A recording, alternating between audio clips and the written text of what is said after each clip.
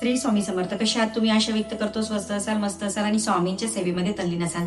मग आम्ही 40 दिवसाचा एक उपाय सांगितलेला होता. पिंपळाच्या झाडाला आपल्याला थोडंसं पाण्यामध्ये हळद, काळे तीळ, त्याच्यामध्ये कच्चं दूध टाकायचं होतं आणि ते आपल्याला जल 40 दिवस कुठल्याही प्रकारचा खंड न पडता, आणि जर खंड पडल्यास ते दिवस सोडून समोर त्याला चालू करायचं होतं आणि पिंपळाच्या झाडाला ते जल आपल्याला अर्पण करायचं होतं. असा उपाय सांगितला होता. पण मग एका ताईंनी कमेंट्समध्ये असं सांगितलं की ताई, रविवारी पिंपळाच्या झाडाखाली जायला चालत नाही, तर मग काय करायचं? तर मग काय करायचं ते मी आज सांगते तुम्हाला.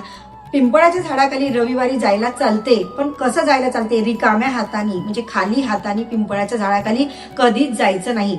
मग का नाही जायचं? तर मग आपल्या हातामध्ये आपल्या पूजेची काहीतरी परडी असायला पाहिजे, पूजेचं काहीतरी साहित्य असायला पाहिजे, भरलेला एखादा लोटा असायला पाहिजे. आणि तो जो लोटा आहे तो भरलेला जरी असला तर एका बॉटलमध्ये आपल्याकडे पाणी हे असायलाच पाहिजे ना, पूजेचं सगळं साहित्य आपल्याकडे असायलाच पाहिजे. आणि त्यावेळेला आपण जल जेव्हा पिंपळाला अर्पण करतो त्यावेळेस कुठल्याही प्रकारची अलक्ष्मी आपल्यासोबत येत नाही. लक्ष्मी माताच आपल्यासोबत राहते, कारण आपण खाली हात नसतो.